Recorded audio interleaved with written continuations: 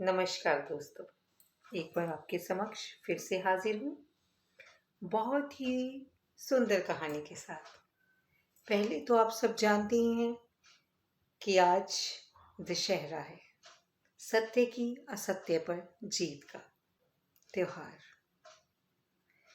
इस दिन श्री रामचंद्र जी ने रावण को मारकर विजय प्राप्त की थी, इसलिए इसे विजयदशमी भी कहा जाता है। एक मेरे मित्र द्वारा लिखी बहुत ही सुंदर कविता मुझे बहुत अच्छी लगी, जो मैं आप सबके साथ साझी करना चाहती हूँ। उसके बाद एक अनोखा दशहरा कहानी आज आपको सुनाऊंगी, जो रचित है आदरणीय डॉक्टर मंजरी शुक्ला जी द्वारा। छोटी सी कविता। फिर बनो राम हुंकार भरो, हे पुरुषोत्तम पुरुष श्रेष्ठ, कौरव विनाश शीघ्र हो। न जो हो बाट सुदर्शन की, लो उठा पिनाक अब काल यही। गर्भ असत्य पर वार करो, ये रक्त बीज है जानो तुम। अब इन पर चलो प्रहार करो, ये एक गिरे तो सौंप जेंगे। धरती से स्पर्श न हो इनका, इनकी माया का अंत करो। है त्रस्त त्राण करो सबका, न जाने कृष्ण कहाँ सोए।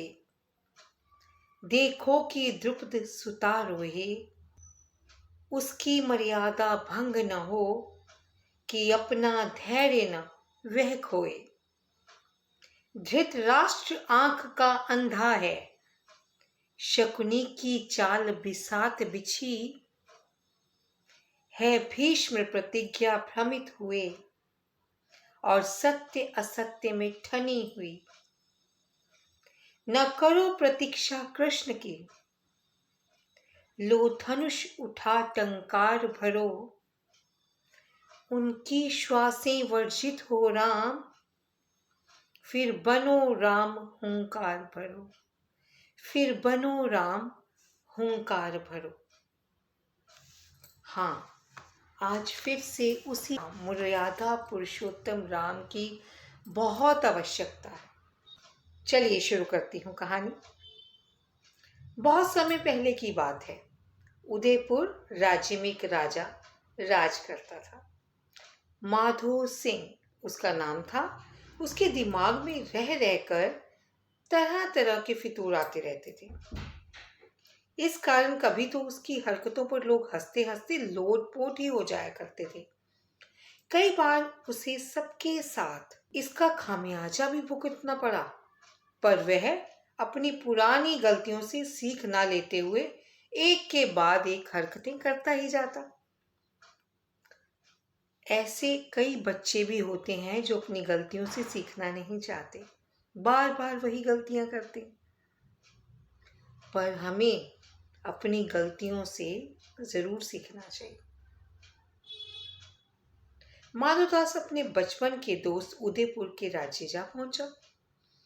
वहां पर जोर शोर से किसी उत्सव की तैयारियां चल रही थी। माधो सिंह ने कहा, तुम्हारा पूरा नगर फूलों से सजा हुआ है और सभी लोग नए कपड़े पहनकर कितने अच्छे लग रहे हैं। उदय सिंह खुश होते हुए बोला, कल दशहरा है ना, इसलिए नगर में चारों तरफ उसी की धूमधाम है। अरे, ये तो मुझे याद ही नहीं था। अब मुझे भी वापस अपने राज्य लौटना चाहिए, वरना रावण को तीर कौन मारेगा। उदय सिंह हंसते हुए बोला, तो क्या रावण हर साल तुम ही चलाते हो? माधो सिंह भी खिलखिलाते हुए हंसते हुए बोला, रावण को तो श्री राम जी ने मारा था, मैं तो उसका पटाखों से भरा हुआ पुतला जलाता हूँ। और फिर दोनों ही इस बात पर ठहाका लगाकर हंस पड़े। तभी उदय सिंह का एक दूत आकर बोला, महाराज कल दशहरा है ना, तो क्या हर साल की तरह सोने के पत्ते कल पूरे राज्य में बंटवा दिए जाएं? हाँ, ये भी कोई पूछने की बात है, जाओ इसकी व्यवस्था करो। माधो सिंह का मुंह खुला का खुला ही रह गया और वे धीरे से बोला, तो क्या तुम मुझे भी वो सोने के पत्ते दोगे?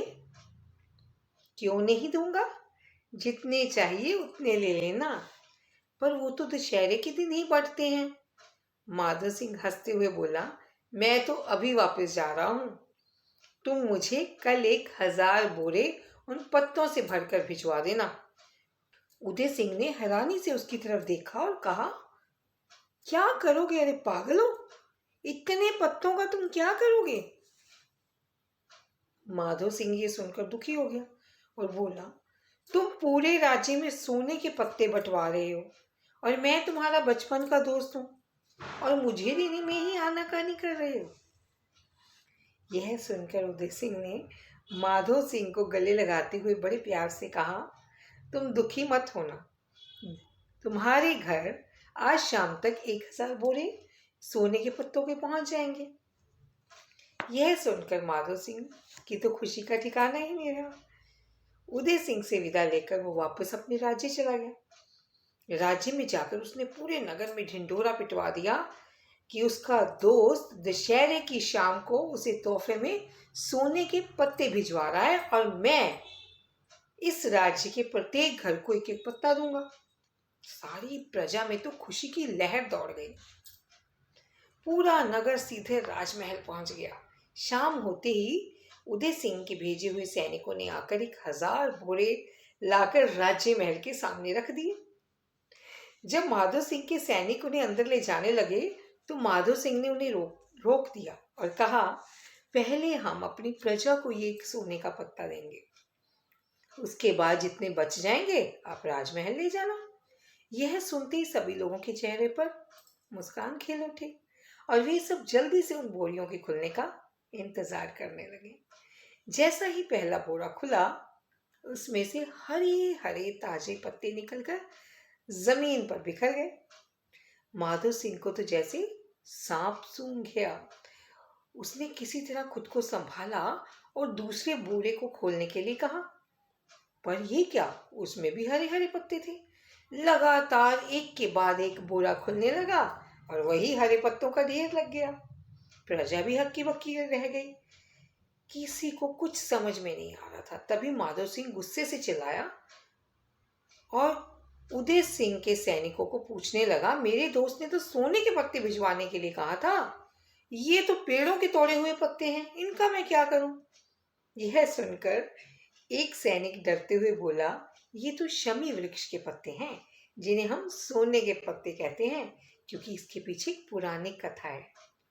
देखा दोस्तों, माधो सिंह ने पूरी बात जाने और समझे बिना निर्णय ले लिया और हम भी ऐसा ही करते हैं। जीवन में अपने मन में जो विचार आते हैं, उन्हीं विचारों से हम एक कहानी रच लेते हैं और बहुत सी कई अच्छे रिश्तों को गवा बैठते हैं, क्योंकि अधूरी बात हमेशा नुकसानदेह होती है। A little knowledge is a dangerous thing. इसलिए पूरी बात की तह तक जाए बिना कोई भी निर्णय मत लीजिए, वो हानिकारक होगा। जैसा कि माधो सिंह के साथ हुआ। उसने कहा, ऐसी कौन सी पुरानी कथा है कि तुम इन्हें सोने के पत्ते कह रहे थे? सैनिक बोला, बहुत समय पहले देवदत्त नाम के एक ब्राह्मण के कोत्स नाम का एक पुत्र था। अपनी शिक्षा पूर्ण होने के बाद जब उसने वरतंतु ऋषि से गुरु दक्षिणा मांगने को कहा तो उन्होंने 14 विद्याओं के लिए 14 सहस्त्र स्वर्ण मुद्राएं मांगी। तो कोत्स ने राजा रघु से जाकर सहायता मांगी। राजा रघु ने इंद्र से कहा तो इंद्र ने कुबेर के द्वार सोने के सिक्के बरसाने शुरू कर दिए और जो सीधे शमी वृक्ष के पेड़ से होते हुए नीचे गिरे। कोत्स ने अपने गुरु को उनकी गुरु दक्षिणा देने के बाद वो सिक्के अयोध्या के लोगों में दान कर दिए और इसलिए तभी से लोग इन पत्तों को आपस में लेते देते हैं और इन्हें सोने के पत्ते कहा जाता है।